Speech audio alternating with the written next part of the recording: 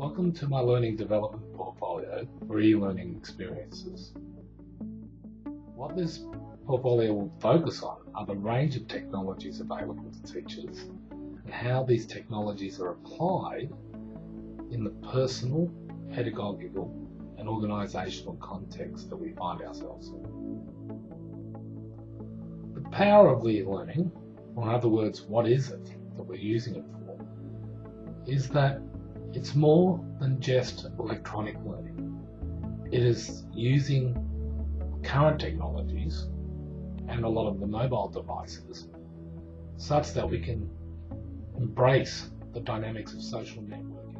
As cognitive design solutions suggest, the power of e-learning is more than just technology.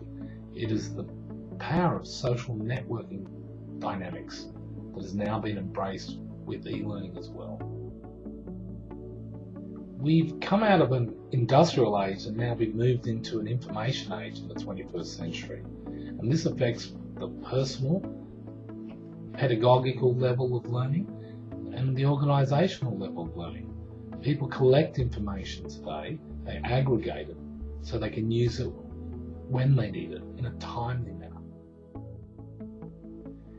E-learning experiences has really been quite interesting because what I've learned from it is that I've had a lot of use of, internet technologies, email. I've used blogs. I've been in forums. We use Moodle in our organisation for work. And so in doing my PLE, I found it quite interesting that I didn't realise how much already I'd integrated a lot of these technologies into my own work. Consciously, I didn't realise it. But what I really didn't realise is that I wasn't really using it in the best way I possibly could. What I've learned from e-learning experiences is that there's a greater power of the social dynamic of e-learning. And in so that I can actually use these technologies to help aid the learners in my course to develop a more self-directed approach of aggregating information rather than just receiving it from me, being more self-directed, self-motivated to go out there and collect this information and realise that I am not necessarily the font of all knowledge when it comes to my particular field of expertise. And that's been really good because I've instigated some of this into the practice already in my classes and found that the learners themselves have a great ability to find information, get other expert advice and apply it. And they've used things like blogs and presentation material like Prezi already, as well as the traditional ones of PowerPoint and emails.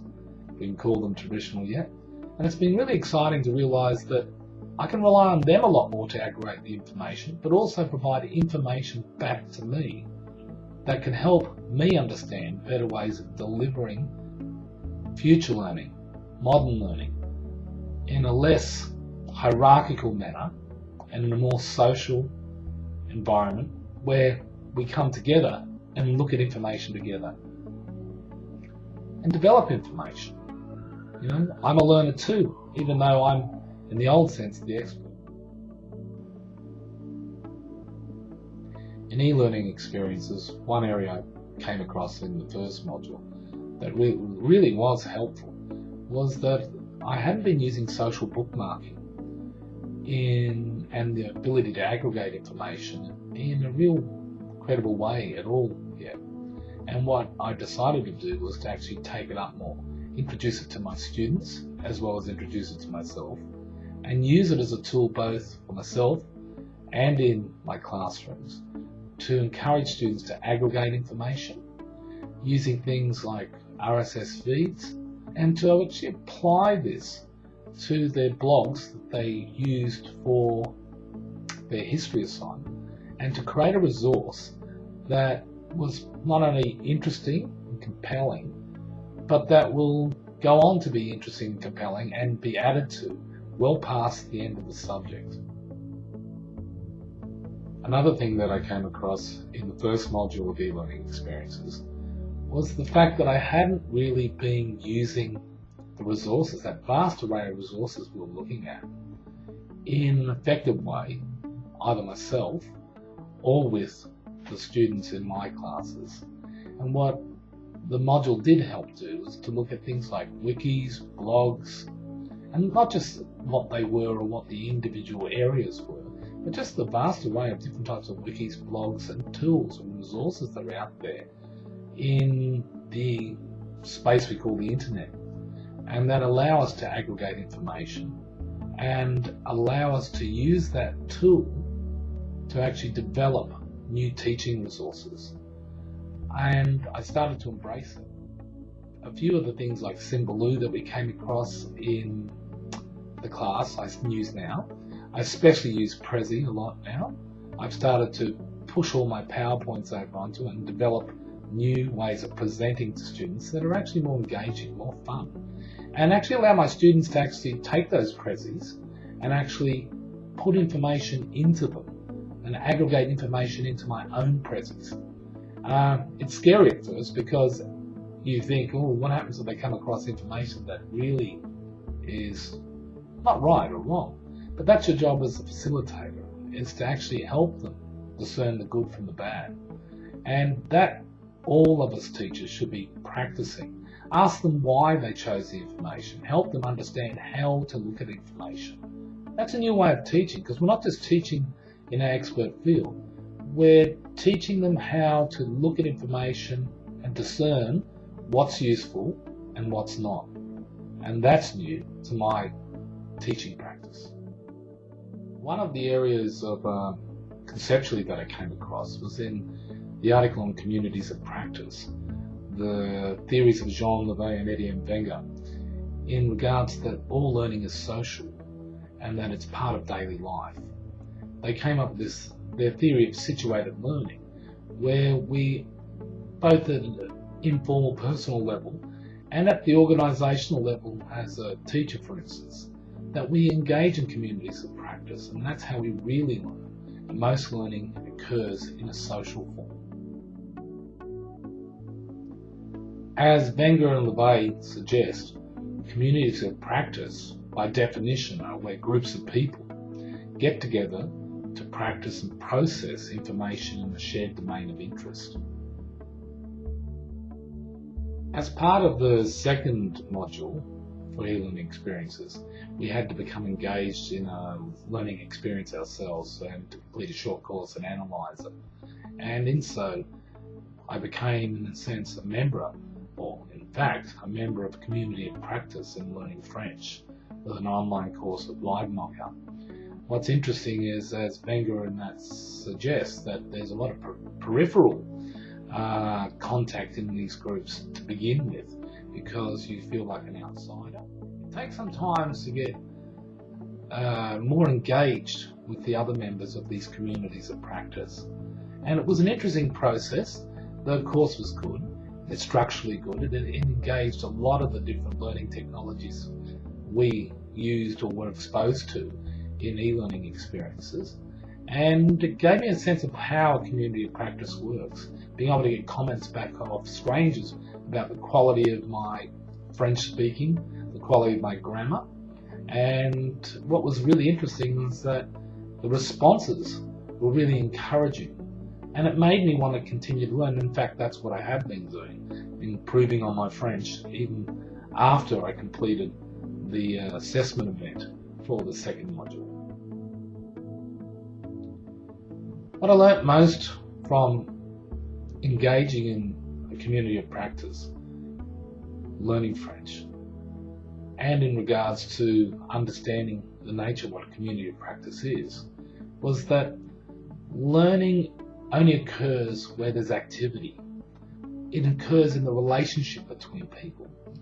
And that as educators, it's our job to get our learners and ourselves with them to participate in these communities of practice where we have situated learning environments. We focus on issues or interests that have brought us together, those domains of interest that we're teaching, and encourage them to use the technology to aggregate resources, not just for themselves, but for others, and to once having aggregated it, even to think about using it to send out to others and provide a resource for other learners, future learners, as well as just themselves. To add to this, we looked at George Siemens' article on connectivism, and where he quotes Karen Stevenson, where she says, "I store my knowledge in my friends." He goes on to say that the pipe is more important than the contents. And in a sense, it's true, because it's about being able to access information and teaching the students to access information, to take the information and use it. But you can only take the information and use it if you can acquire it and aggregate it. And this is the big issue about connectivism, that learning today is not simply about having all the knowledge stored in your head. Learning today is that much of that knowledge can be external to your head. It can be held in other places, on your iPad, on your iPhone, any mobile device, on your computer. You simply have to have the ability to access it when you need it at hand. And I've seen this actually happen in a small way with a friend of mine who fixes cars all the time. I had a problem with my car, and he was able to, while he was looking at it, hop on his iPhone and quickly take a picture of what the problem was, email it to a friend, who was then able to email him back exactly what to do to fix it. In the last module for e-learning experiences, we looked at e-learning in practice in the organisational context. For this, we did a case study, and I did it with Natalie Hull and Kelly Fulford, where we looked at the organisational barriers to social e-learning. Social e-learning extends on the ideas of community, of practice, by engaging in the idea that we can take more information from outside of just our closed group, so that we don't become an echo chamber, as Anne Bartlett-Bragg suggests in her article on social e-learning. In doing so, we can incorporate new ideas and new practice and even new organisational structuring, so that we can become better teachers. And as Greg Whitby says, to become a new type of teacher with a new DNA. I love that line. And Stephen Heppel, also in one of the other videos that I've saved to my learning development portfolio, he suggests that if we take this to its full extent, it'll be the end of education. It'll be the beginning of learning. As a final thought on what I've learned from e-learning experiences, in a practical way, both at a personal level and what I'm trying to do when student organisational level, is to get away from the text heavy, we murder our students with text. We overload them with text heavy information.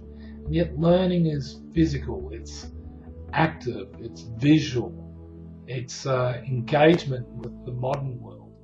We seem to still use, as Greg Whitby says, that 19th century approach, that industrial approach to teaching. And I do it in my classroom. I have to stand there in front of a group of people and deliver as if I'm the overseer or the boss or the expert with all the knowledge.